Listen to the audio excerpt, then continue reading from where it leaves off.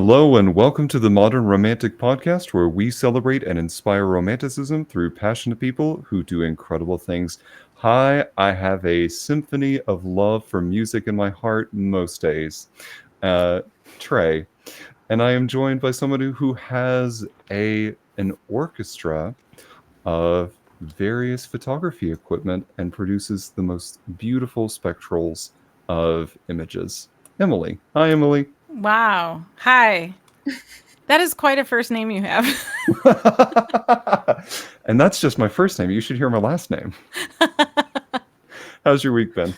Eventful. We we went to Duluth, Minnesota over the weekend, Mhm. and we got to see a concert, which is kind of plays into our guest today. So I will talk about that later. But it was such an exciting weekend. We had such a great time, and the weather was perfect. There's nothing bad to say. It was awesome. How about you? It was good. I'm still friends with my ex's parents, and so I wound up making her stuffed French toast for her birthday. Um, so she came over, we had breakfast, so it was a really nice time, and just a good time to catch up. What do you stuff French toast with? Hmm. Um, Lies and deceit. um, You think it's French toast? We have mushrooms and spinach inside. no, this one I did. It Bacon, was Josh said. That might be bacon good. butter. No, it was. I stuffed it with cream cheese. It was the Mm. what was it? It was honey pecan cream cheese, and mix it with some fresh Oh, strawberries. Threw some fresh strawberries on top of it. A little bit of powdered sugar dusted, some whipped cream, and then drizzled with some maple syrup. this is decadent. Very decadent. This is some good sugar to power yourself with for the morning. Yeah, Seriously, I'm though. here for that. But it was good. Had a really good time. And then otherwise, it's just been rehearsals for the show. Okay. Oh yeah, that's right. Yeah, I'm looking forward to it. So tell us again when that comes out for anybody who wants to see it. Yeah, so we open on October 24th, so little under a month away. Hmm. And it opens October 24th at Theater Charlotte in Charlotte, North Carolina. Cool. And the name of it again? Murder on the Orient Express. Good old Agatha Murder. Mardar. Murder. Good old Agatha Christie adaptation. It's going to be fun. Sounds great. Yeah, I'm Yeah. excited. The other thing that I'm excited about today is our conversation with our guest, and you heard her Mm-hmm. just a moment ago. So, Emily, would you introduce our fantastic guest today? I would. Tonight, we are joined by Ilana Zaks, an internationally acclaimed violinist known for her fearless and captivating performances. She's played with major symphonies across the US and Europe. She's appeared in some of the world's most renowned stages and is passionate about using music to tell powerful stories, which we love. So, welcome to the podcast, Ilana. Thank you. Thank you so much for having me. Great to be here. It's Yeah. great to have you. Thank you so much for saying yes to being here. I was so excited to talk to you because over the weekend, I we saw a I don't know what you call it. It was a 3-in-1 show, and it was Hailstorm, Apocalyptica, and Lindsay Sterling. Oh, wow. And I was really excited because I had followed Lindsay Sterling for a long time and was had several opportunities to see her in concert and did not make a single one of them happen until thanks to Josh, one of our crew here, made it happen for us. So we went and saw them over the weekend, but wow, what a show! It's like 4.5 hours of music, Wow. and it was mind blowingly awesome. Highly recommend that show. So anyway, I was really excited that we get to come back then and talk to a violinist It's great. because yeah, Yeah. So, well, I play a very different type of music than Lindsay yeah, Sterling, you do, yeah. but I've heard a lot of great things about her. So that's great that you finally got to see her. Hmm. Yeah, very exciting. I've always loved violin, and it's something that I didn't play, but I believe my grandmother played, Hmm. and so it was something that I always looked up to as this really cool, unique talent, and it looked like a lot of hard work, but the payoff is so cool. Yeah, definitely. Well, it's interesting that you say your grandmother played the violin because I come from 4 generations of musicians in my Oh, family. So my great grandfather was a violinist, and my grandfather was a violinist. My mom's a violinist. wow. My brother is a cello player, so not a violinist, but he plays cello. And my grandmother plays the piano. So I come Wow. from a very musical family. You do, yeah. Now, do you get together and you play pieces together, or is everyone kind of respective of their own instrument? My brother and I play together. My mom is more of a violin teacher. She doesn't perform as much as she used to. My grandfather was a performer as well, and he taught. And then my great grandfather unfortunately passed away before I was about 10 years old. But I did play for him when he was alive. So there's some kind of video footage of that. But I'm obviously was too young to remember what that was like. Oh, So Hmm. well, I'm glad you got to play for him. That's yeah, exciting. yeah. So you come from a musical family, and I think I read somewhere that you started violin when you were 3 years old. Is that correct? Right. I was 3 years old. I studied with my mom at first, Wow. and I studied with my grandfather. So as I said, musical family. I don't come from a musical family. My dad could sing, but famously, my mom cannot. And I told her when I was like 3 years old, when she tried to sing a lullaby to me, to shh. So that stopped anything from there. So what is it? What is it like being in a musical family, and what was that experience like being taught by your family with that music? Well, coming to my family's home on any given time when I was growing up was like going to a music school. You'd always hear music. As soon as you stepped in through the door, you'd hear my brother practicing on one side of the room, and I'd be practicing on the other side of the hallway. And then my mom would be teaching in the basement. So you'd hear music coming from 3 different places. So it's almost like you were stepping into a music school, where you'd hear sounds coming from all parts of the house. But I was very lucky to have um, so many musicians in the house because there was always a point where I could ask a question, whether it was a musical question or a personal question. It didn't never felt like I was an outlier. Actually, being a violinist within a family of musicians felt like that was the norm. And any Hmm. time I would go anywhere where some people would be surprised by being a violinist, for me it was strange that people were asking me, "What is it like to be a violinist?" Because it was just such a natural way of life. Um, so I think it's a very interesting question, and I guess, like I said, I'm very lucky to have had a very normal upbringing of music where it was celebrated and music still is valued and performances are valued, and the art of performing and listening and just enjoying music and the history behind it is still very much an important part of being a musician for me and my family today. Incredible. I love that they imbued you from an early age with that love of music. Yeah. And it doesn't sound like you were forced into it. It felt like it just came a little natural and with a little bit of curiosity. Am I understanding that correctly? Yeah, definitely. I was never forced to practice. In fact, what was funny is that and these are from stories of my family, which is when I was 3 years old, I actually wanted to practice. And I would always ask my family, and my mom in particular, about practicing because I had a toy violin and it didn't sound very good, but I wanted to play it. So I would ask her to practice with me at least 3 times a day.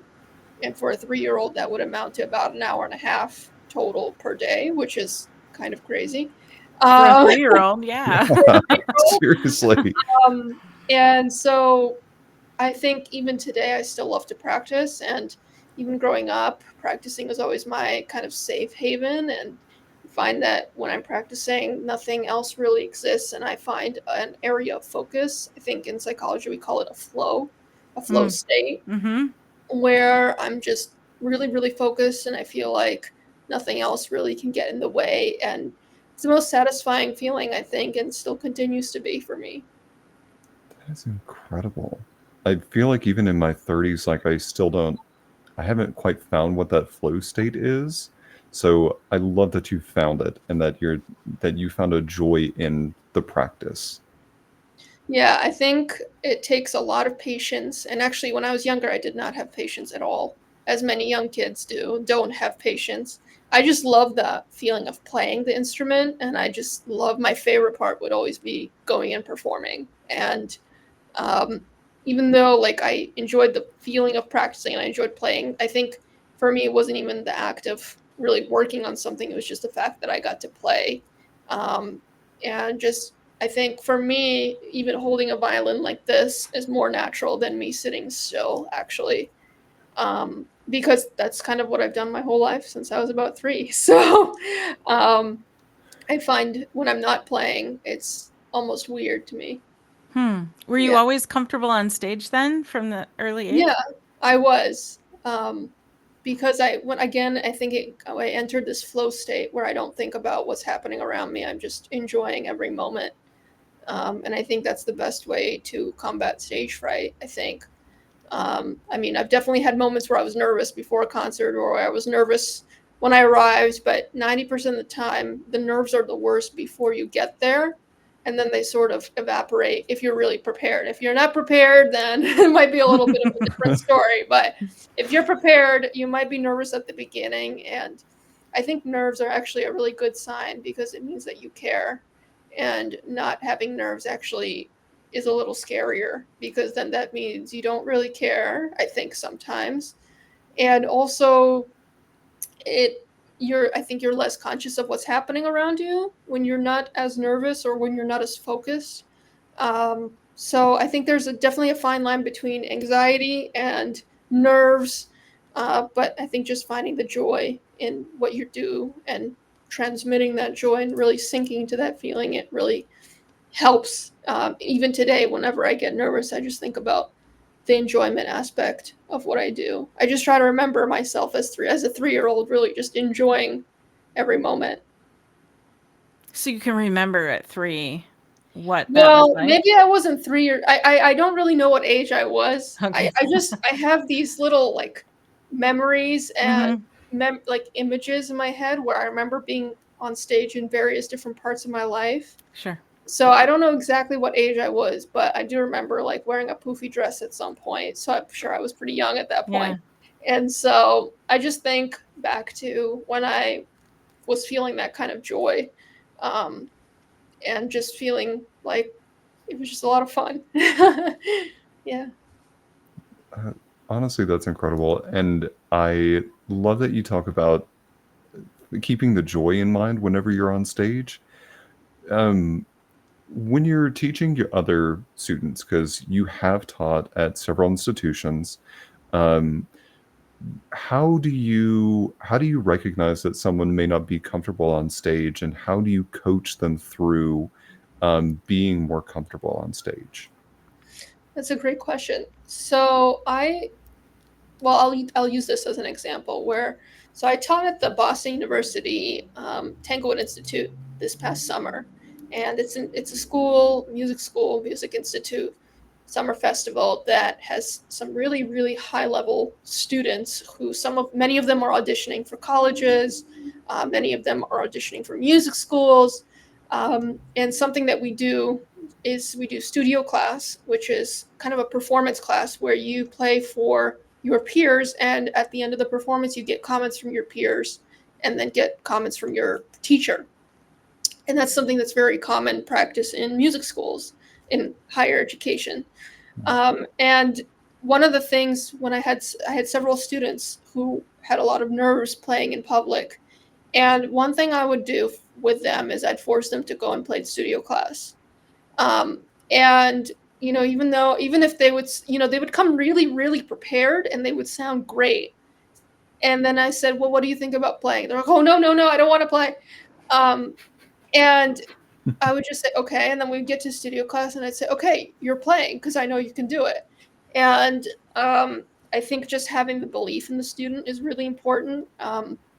oftentimes this performance anxiety comes from students who have not had that much performance experience. And that's why I think studio class is great. And for that particular student, that was definitely the case where they had never actually been to a studio class until that summer.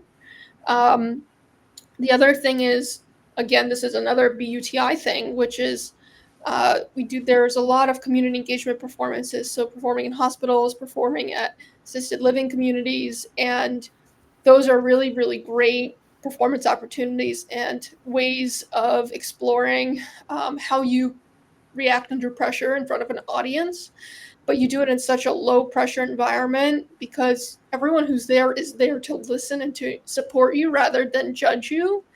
And when I was younger, I did a lot of performing for um, hospitals, performing in assisted living communities, performing for various mixed generation communities, multilingual communities, and I found that that brought me a lot of confidence also, just because I practiced so much of this performing in front of people that for me it's almost second nature. And I think a lot of students don't get to do that as much. But I think that's changing now as community engagement is becoming more and more embedded in different community programs. I think it's becoming more a part of classical music for sure. I'm not sure about the theater world, but I think in the classical music world, every orchestra that I've played in has a community engagement department, Oh, wow. which specifically focuses on bringing music into the community. And I think not only is that a great way for musicians to get out and perform, but I think it's a great way for students who may not have the exposure or who may not have heard a live musician play to actually see and hear it. So go back to your original question about getting students more comfortable, I think it really just comes from really believing in them and encouraging them to take every opportunity they can to play and to perform. There was one thing you said about that I think is really powerful, and that is that I think a lot of people don't consider, and that is just being told, I think you can do it. That you can is especially from somebody that you look up to, from somebody who is more accomplished. Being told you can is so powerful, and I think that's something that, it's just two words and we don't put a lot of maybe thought into that, but boy does that make a difference. Definitely. Definitely. And I think the other side of that nerves is it's like when an artist goes to share their work, they are almost immediately ready to say, "Oh, well, I didn't like this about this," and kind of critique themselves before they're even able to fully share and let other people experience it. And it's difficult because there can be like a slip up. You can have a voice crack. You could like the fingering of the violin isn't exactly right. And so you are so aware of those things. But to the audience, did they pick up on any of that? Probably not. Probably not. But it's difficult to get out of our own head sometimes. And so I think to Emily's point, just being told like you can do this wipes a lot of that fear of like, did anyone notice that I didn't do this thing correctly? Oh, just so far away.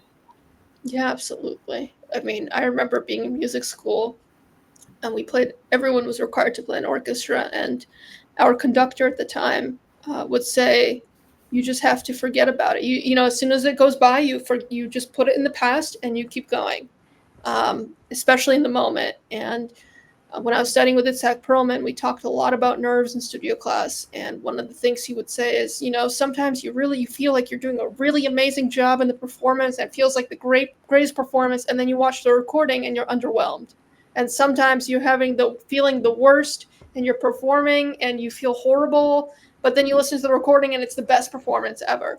So it's, nerves are kind of like one of those funny mirrors where like you're looking at yourself and it gets distorted, like those clown mirrors, I guess. Yes. And so I feel like you can almost never trust your instinct. And I have changed my mindset in that sense. When I go after a performance and I think about the performance, I actually try not to let myself think about the performance until I've heard a recording of it, because I think that in the moment you will always feel very different than what you eventually hear. It's very rare that what you hear is how you felt um, live and on the stage. So I think it's always interesting to listen back and see what came out. Um, something that I'm really interested in the cat that's currently on Emily's desk.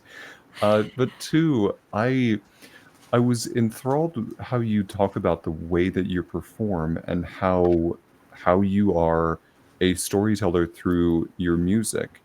And so I'm curious from your standpoint, how would you describe your storytelling as a solo violinist? That's a great question.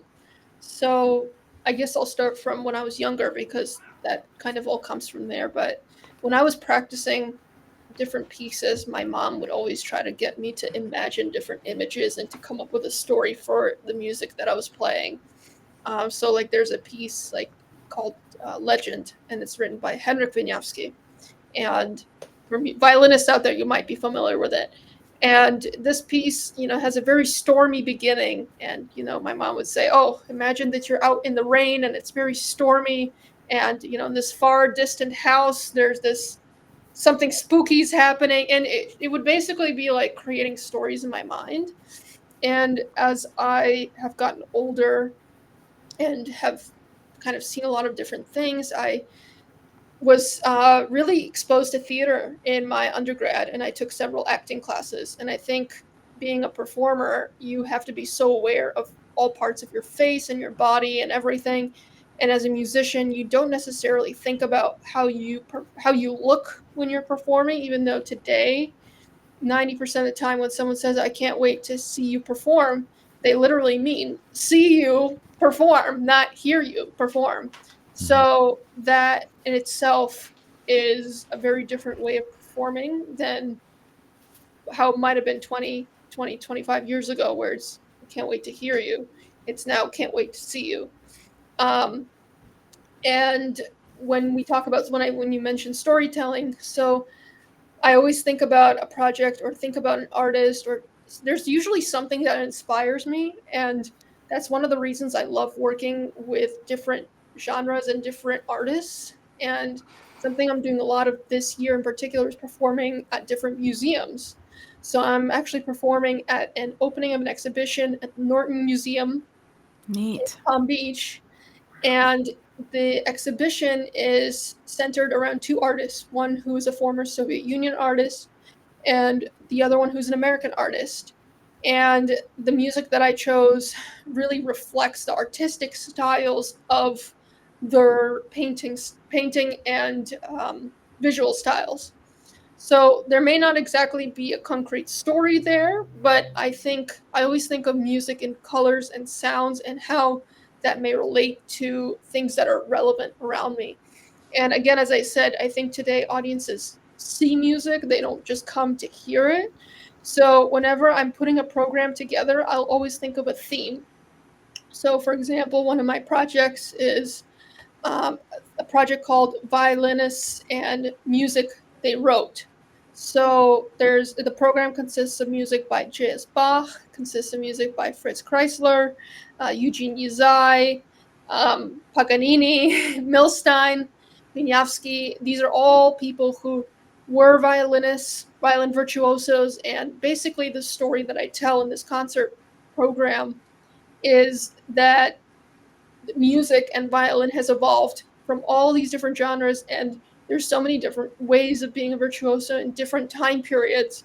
But the one thing that has remained consistent through this entire time is the violin, which you see in the performance. And it's the same instrument that I play, from music that's written in the 1700s to music that was written yesterday. And so that's a project that I'm really excited about. And actually, I've turned it into a class. So I'll be teaching it at Northwestern.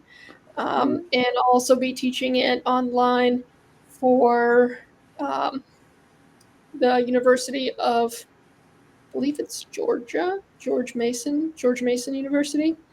So I'm really excited about that. Um, and another project that I'm really passionate about that I'm working on is an opera project. So In the violin world, we have a lot of pieces that are inspired by different fantasies or operas. And the reason why a lot of violinists turn these pieces, these operas, into fantasies, meaning virtuosic showpieces with themes from different operas, is because many people recognize these operatic themes. And so a piece and program that I've been putting together and have been performing recently is a program that features lesser known operatic tunes and some that are very popular, of course. And something that I'm very excited about in particular is Gershwin's Porgy and Bess. And there are 5 pieces that were arranged by one of my favorite violinists, Jascha Heifetz. And another piece called West Side Story, which famous musical. And there are 3 songs, I Feel Pretty Somewhere, and America, which were arranged by the Brazilian composer Raymond Pinaforte. And this is a very virtuosic, very loud, it's almost rock and roll like. But I've noticed that every time I play these 2 in particular, people either will start singing along, everyone recognizes these tunes. And I think that's a really, really great part of storytelling and, again, finding pieces that people recognize. And again, music isn't just kind of seeing and hearing. I think it also evokes a memory. And I feel that every time I play, where I feel the memory of myself when I was young, or some people, when I play in every concert, almost always at least one person comes up to me and says their parent, their grandchild, their grandmother, somebody in their family plays an instrument and the performance reminded them of that person. So I think it's really powerful. I think that comes across quite a bit. There are a couple performances where I found them on YouTube, and you were the thing that struck me, I would say, started with you were performing a selection from Tchaikovsky's Violin Concerto, Oh, and you yeah. had been brought out as like the um, oh, I'm losing words. I'm so sorry. Soloist. Thank you. Brought Yeah. out as a soloist, and sometimes when I watch violinists, they seem very just structured and like their movement hinges on like a move from left to right. And what I was enthralled by was the fact that you got really into the music, and so you would bend down, your body wasn't so rigid. It was like flowing along with the music. And the more clips that I played, that just kept evolving and turning into something Mhm. where it was just so clear how passionate you were and connected you were to the music. So as a theater goer, I would love to see that more in performances. So thank you. Well, thank you for the kind words. I remember that performance really well. It's funny because the week before I broke my finger, uh, Oh my god. I smashed it in the car, Oh and I wasn't no. sure that I was going to even play. So that performance that came out, my finger was actually blue, and it was on my left hand. Um, so whenever I listen to that recording, I remember that experience. And I think the other thing is when I did I couldn't rehearse with the orchestra, so I think I only had 1 rehearsal and a dress rehearsal, and I could barely put pressure on my finger actually.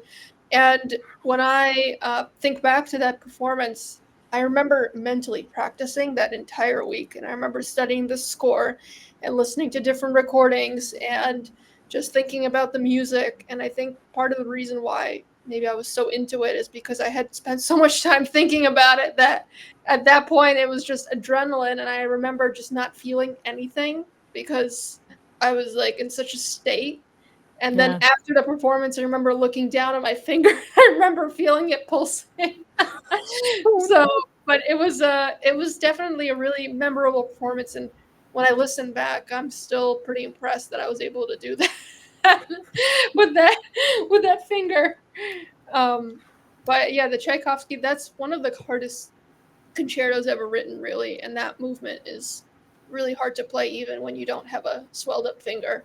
Right. Uh, and um, so yeah, it's a great piece, and I think again when I listen to it and when I think about this piece, and when I listen to my recording, I always hear kind of the harmonies that I'm hearing underneath, and I sort of can tell why I'm playing it that slowly obviously, with the situation. But yeah, I think I definitely was very into it, and I appreciate the kind words. So, Absolutely. Well, you definitely never know that your finger was blue or broken. yeah, yeah. I think a lot of people didn't know, but I do remember several people saying, "Why was it so slow?" And I was like, "Well, here." Here's what I was working with. Yeah, exactly. Um, I mean, up to this point, we've heard you talk about how much joy that you have for music, and you've pursued this from such a young age. You found the joy in it.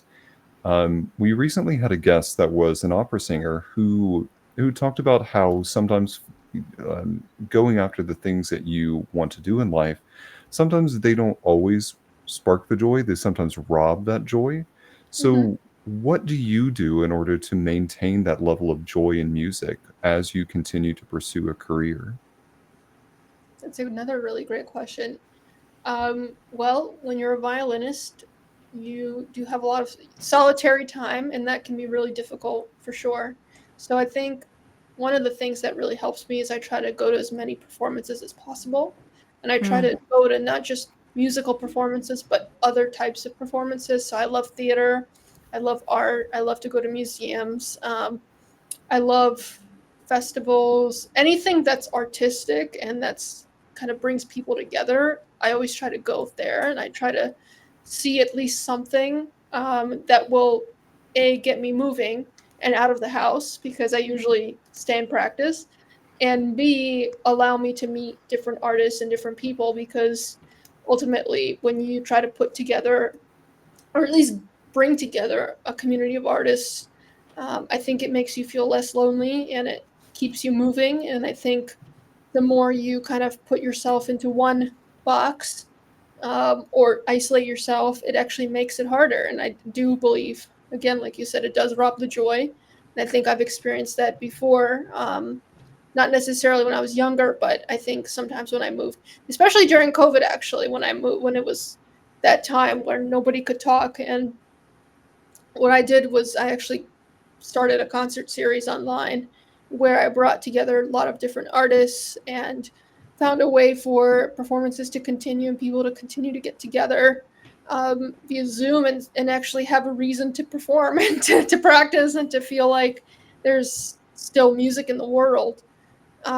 So those are some things. The other thing that really helps me is I like to play for my husband, and I like to sometimes he plays piano for fun, and sometimes I'll get a piece of Fritz Kreisler or Chopin arrangements or just music that's really fun. And I love Kreisler, so that always brings a lot of joy to me. And I'll have him sight read on the piano, and I'll play it with him, and that always makes me feel a lot better. Another thing is I always really find old recordings really inspirational. So for me, Jascha Heifetz, Fritz Kreisler, um, David Oistrakh, those are the top three violinists that come to my mind. And from the other performing arts side, uh, the ballerina Maya Plasetskaya. I love Michael Jackson.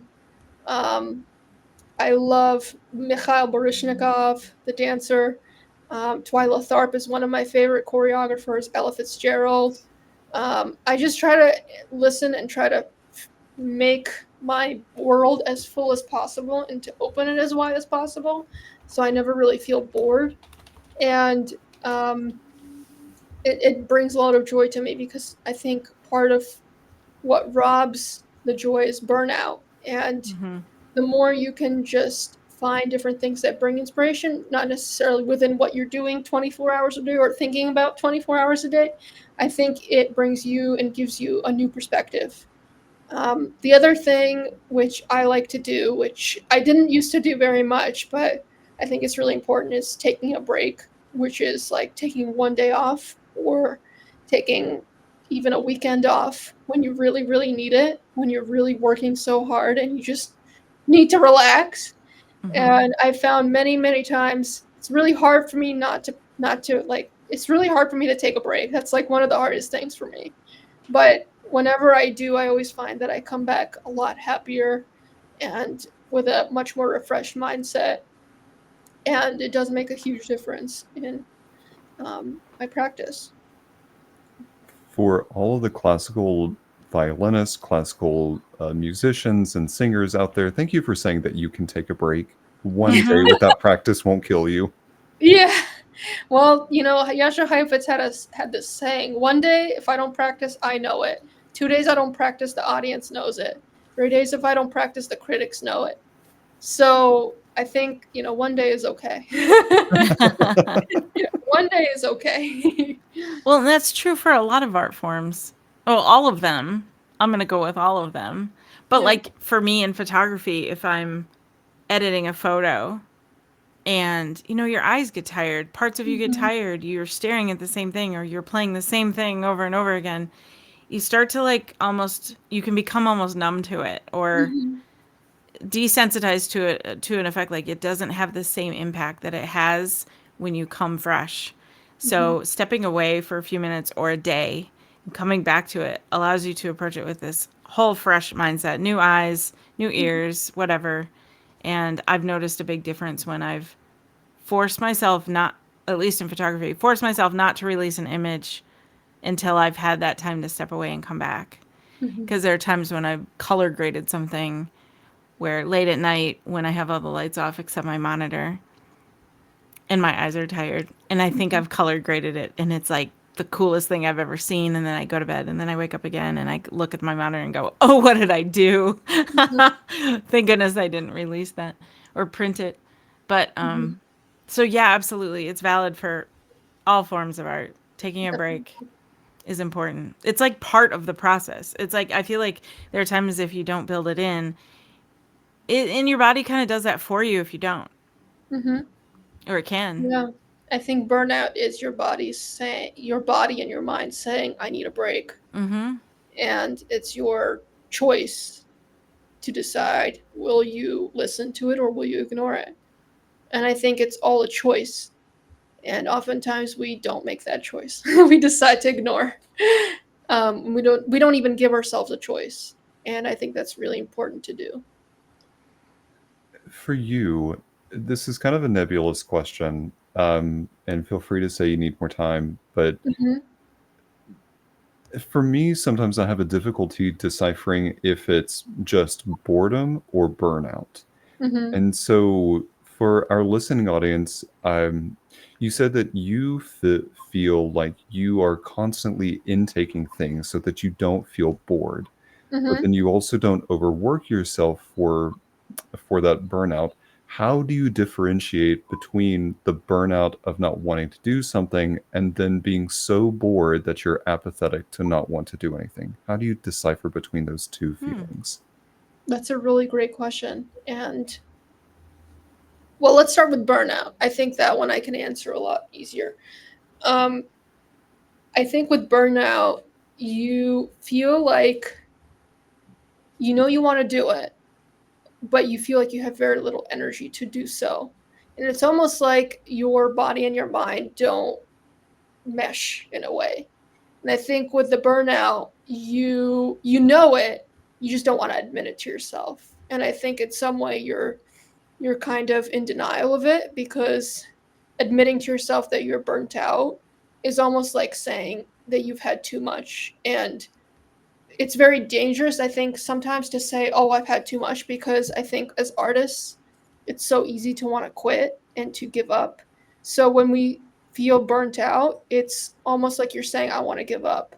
And I think it may not necessarily be that particular phrase, but I think in your body, sometimes it feels like that's what you're saying when you think, oh, I don't want to do it at one point because you're exhausted.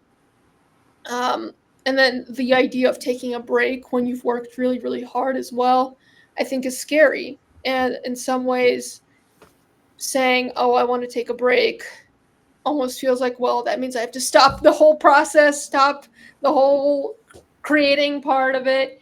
And I think in some ways we feel guilty for that because we're told we have to work really, really hard. And that as an artist, that's what you do. That's your second nature. You can't not work hard and not put everything you've got into what you do. So I think in some ways that's why it feels counterintuitive. For burnout. For boredom, I think, well, for me, whenever I feel bored, it's usually because I have a lack of clarity in what I want to accomplish. And if I don't know my goals, which I usually try to do every month, and I try to establish my goals for the year as well, if I don't know my goals for a particular week, I get really, really bored. And I think if I don't know what I'm trying to accomplish, then I don't know what I'm trying to get out of a particular week. And I'm somebody who likes to plan my day the night before. So I always try to make some goals for myself so that when I wake up, I have a reason to be excited to get out of bed.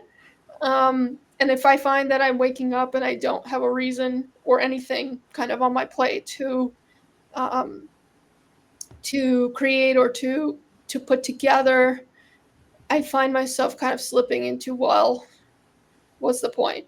And I think that's also kind of a dangerous area to be in. Because again, as an artist, you have to create and you have to always think about what you're creating. And sometimes, if you don't know what you're creating and you don't have an idea of what you're creating, it can be really hard to feel like sometimes, again, I guess it goes hand in hand with burnout, where you've created something really big or you've worked really, really hard. And you kind of get to the point where it's like, well, what's next? And sometimes it's really hard to answer that question. And if too much time goes by before you have that answer, you can easily slip into boredom because you don't know what's next and you don't know what's the next project. And I think that, for me at least, that's kind of what I distinguish between burnout and boredom. That was a great answer. Thank Yeah, you. wow. Is that relatable for you, Trey? I would say so. It's something that I'm talking quite a bit with my therapist about, of like deciphering. Hi, welcome to being a theater person or being an artist and having discussions with your therapist. Yeah. Um, I think I think for me the burnout was not understanding my limits quite a bit and continuing to push myself just because I wanted, like I had a goal, but along the goal there are intentional breaks that you can take and give yourself. But I would be so go go go go go go go constantly that I've spent probably the last year and a half, 2 years, really picking up and deciding what I want to do and giving myself space for grace to continue to go. Growth doesn't mean that you go at a breakneck pace.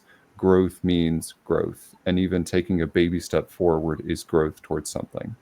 And so I would say on many levels that is relatable. I'm just I'm having a tough time right now still deciphering between that boredom.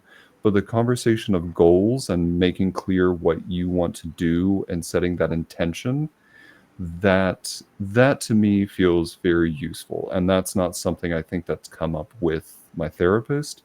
So I now have a really good conversation for this week. Thank you. Yeah, really happy to help. Ilana Zaks, psychologist, 2 stars. Well, I can give a really good book recommendation because Oh this, yeah. this book is one of my favorite books. So one of the things I really love to do is I love to watch sports, and I love to watch gymnastics and swimming and Oh tennis. yeah. And this is one of my favorite books by a really famous swim coach called Bob Bowman, and he was the coach of Michael Phelps, and he wrote a book I think about 10 years ago called The Golden Rules, and it's a fantastic book which talks a little bit about goals and his coaching practice. And it's one of my favorite books because you can apply it to anything really, but also I like to think of myself sometimes as an athlete, not necessarily maybe in the physical aspect of swimming or whatever, but there's a lot of mental strength that comes with being an artist. And I don't think that's talked about enough. And part of what I said with goal setting is I think that is part of what is important in strengthening that muscle of kind of, again, deciding what your next goal is and what your next path is. Because, again, as artists, we don't have coaches. I mean, maybe opera singers do have coaches. Violinists don't necessarily have teachers. I mean, we have mentors, we have people we play for, we have friends. But once you're typically out of school, you don't really have a teacher or a coach. So you kind of have to be your own coach in some way. So that's part of why I love this book. And I love, in general, books written by coaches of different famous athletes, because it's very interesting to see from that mindset of how do you get the best out of somebody who's really working hard. And again, you have to kind of zoom out. And so that's what I try to do when I'm not practicing, especially in the evenings or sometimes in the early mornings, where I just zoom out and I just think about what my goals are, and I try to think of myself as a coach to my artistic practice rather than just an artist. And so I highly recommend that book to anyone who's interested. It's really, really good.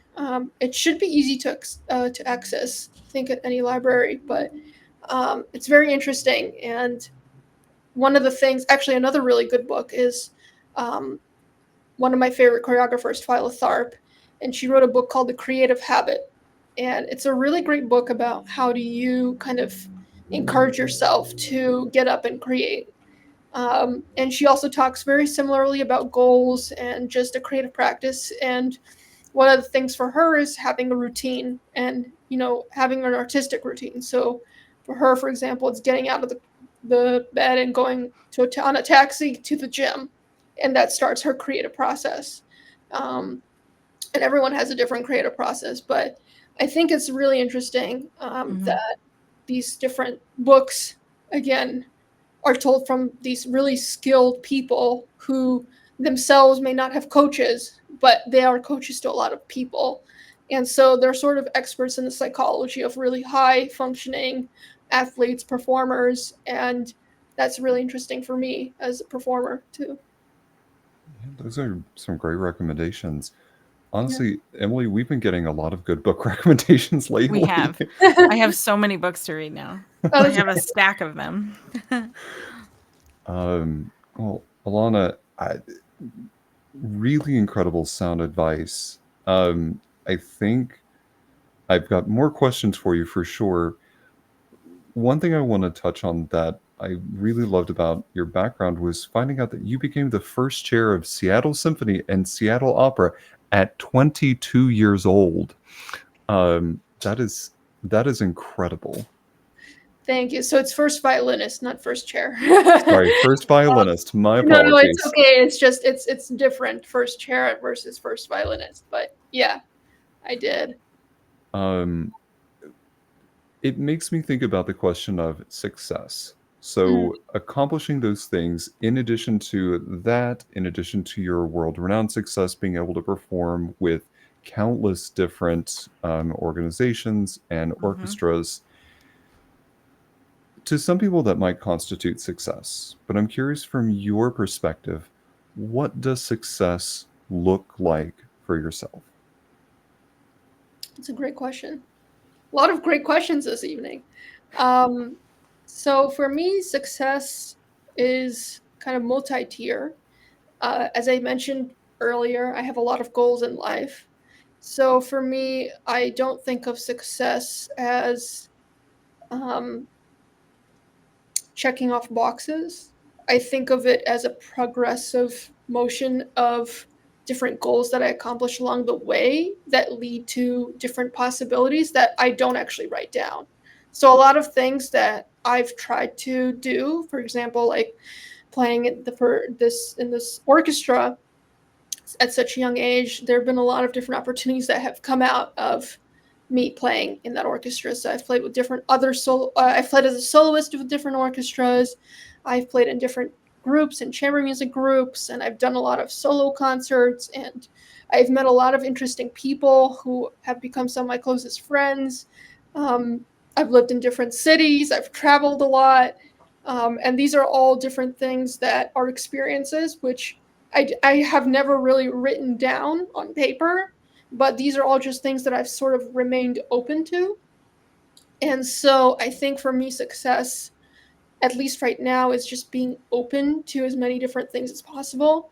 Because if I define myself, or if I define different things as check boxes to success, I find that it's much harder to be satisfied and to enjoy what you do, because you define your success based off of those check boxes rather than different experiences that lead you to more experiences and ultimately direct you to things that bring you joy. And one of the things I always say to myself, whenever something comes along, is I always either say yes, and I look at my calendar first, and then I say yes. Or usually I look at my calendar first. That's wise.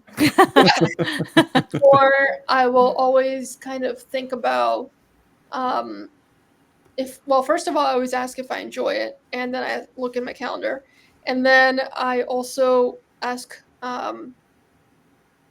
what what is the reason for me to do something? And I always think that, you can always say no later. You can always look back, but you can never get back what you miss. So I try to live in the moment and try to just take every opportunity I can that I think I will enjoy and that I think will bring me joy and possibly open me doors, or things that will lead to other things. But I don't really, as I used to do this all the time, where I would say I want to play this and I want to play this. But now I don't like to think about, oh, I have to achieve this by this age, or I have to achieve this by this age. Because again, it puts a lot of pressure, and I don't think that actually helps in some way. I think that actually deters you from what you really want to do. It can help. It can inhibit your openness to bigger or better opportunities that might be more meant for you. Exactly. Yeah. Yeah.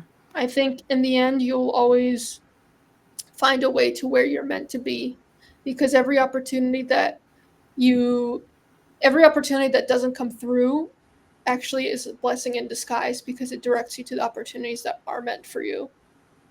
And there's a limited amount of time, so you can't do everything. So ultimately, what you don't do sometimes is a blessing, even if it may not feel like that in the moment. But I wanna do everything. I have to do Right. everything. I was thinking that same thing. I was like, life is too Well, short. I want to do it all. It definitely is. But, there's this thing that Warren Buffett wrote in this book, which is you write your 25 top goals that you want to do. And then you circle your top 5, and you ignore the rest. You ignore the 20 others, and you focus on those top 5. Because if you try to do everything, you'll get nothing done. That's true. Yeah. That's true. You have to have. It's one thing to be open to those other things, but to Right. focus on them and work toward them, you can't possibly put all the work into 20 things. You could, a handful of things. Exactly. Yeah. Yeah, absolutely. So if you had, like someone that doesn't play an instrument, or someone who has no experience in music at all, who was inspired by this conversation or just inspired by you, and came to you and asked, I think I really want to play the violin. This is really cool. I want to do it. What advice would you have for them? I would say they should go for it. And I think they should find a teacher who they will really like. I think it's always nice to ask around and see who's studying with who, because you can find a lot of information. I think also, if you're wanting to learn the violin, I think it's important that you dedicate at least 1 hour of practicing every day, maybe let's say 6 days a week. But I think it's important that you have a dedicated amount of time to practice. And I think also another really great thing is start listening to more and more recordings of different violinists, so that you have an idea of the different sounds a violin can make. Sometimes I've had students who've just started an instrument or started violin be surprised by how squeaky it can be at the top. And I think a lot of times it's because the student maybe hasn't heard the violin as much, especially if it's somebody who's really, really young and maybe has not heard the violin before in all its splendor. So I think I would encourage them to listen to recordings and think about their time and to see if they realistically have time, and just also start doing some research about teachers and violin shops so that they can find the instrument that works best for them and go from there. Another thing I think is good is sometimes, I haven't done this before, but I've heard that this is something a lot of people like, which is sometimes people like group classes because then you can play with others. I usually like to encourage people to play together when they're a little bit more advanced, but I think sometimes as an adult it could be fun. I guess the question was just anybody, so I think it sometimes depends on the age group as well to see who might like to play where. Yeah. Yeah. As somebody who took flute lessons for 2 semesters, I was able to get up to like a middle school playing level, and I played twice with my teacher when we did some duets. Oh, nice. I have to say, it was really nice. It was super simple, but it still made the world of difference because she's like, let's just do something stupid and fun. And so threw these little duets at me, and it was a good time. Yeah, I think it's nice. It's a lot of fun. And that's why I like chamber music too, is you play with 2 or 3 people, you play some of the greatest music written, and it's a lot of fun, and you just enjoy. Yeah. Well, Ilana, you have given such a wealth of knowledge. It's very clear that you're passionate about music, that you have just a fervor when it comes to expressing how much you enjoy music through your performance, through your education of others, and through tonight's conversation. So thank you so much for sharing that with us. Thank you so much for having this conversation. It's great. I really enjoyed it. I do have one last question for you, but it has nothing to do with anything we've talked about thus far. Okay. That shouldn't worry you. Okay. So pretend that you are sitting down, or imagine that you're sitting down to have lunch, and you can have lunch with anyone in the world, alive or dead. Okay. Who is sitting on the opposite side of that table from you? I knew you were going to ask this question, because I was already starting to think of the people. Well, two of them I already mentioned earlier in the program. So one of them would definitely be Michael Jackson. Yeah. Another person, Yasha Heifetz. And then the third one, it's really hard because I'd want a lot of people. But I guess Fritz Kreisler. Okay. Maybe Maya Pilsudska, maybe a dancer. I don't know. Have a little round table. 3 violinists at one dinner party can be a little risky. That's a really good option. Now we just need to have a dinner party. Yeah. I would really love to cook. I love to cook, so Yeah. I love to have people over and to cook a big meal. It's always really fun. That would be awesome. I think if you had 3 or 4 violinists at a table, you would want it to be your own, and you'd want to make sure you were in that room, because you might not get that any other time. Yeah. I think that would be quite an opportunity. That would be, Yeah. Especially to be able to say you got to cook for Michael Jackson Oh, and all these other people. Seriously. Well, I know he was a picky eater. He was a Oh, yeah? vegetarian, so I'd have to figure it out. But Yeah. yeah, I actually did not know that about him. Holy cow. pretty sure I he don't was a think I did. vegetarian, at least near the end of his life. Yeah. Okay. He ate very little, I think. Well, I have research to think- do. Okay, I'd feed him anyway. Well, I have research to do, but Ilana, thank you again for being with us. This was a highlight. Thank you so much. Thank you very much. Thank you for having me. As we close this episode out, this episode and more can be found via our website or wherever you get your podcasts. For behind-the-scenes content and more, find us on Patreon under The Mod Rom, or on our website at themodrom.com. And also to shout out where you can find Ilana. She has a website, www.ilanazaks.violinist.com. She's also on Instagram at violinist_Ilana Zaks. And on Facebook, search for Ilana Zaks Violin. And on YouTube, at Ilana Zaks Violinist. just to make sure, please go follow Ilana, and wherever you can catch a performance of hers, please catch hers. But thank you all so much for tuning in tonight, and have a great evening. Bye, everybody. Bye. Bye.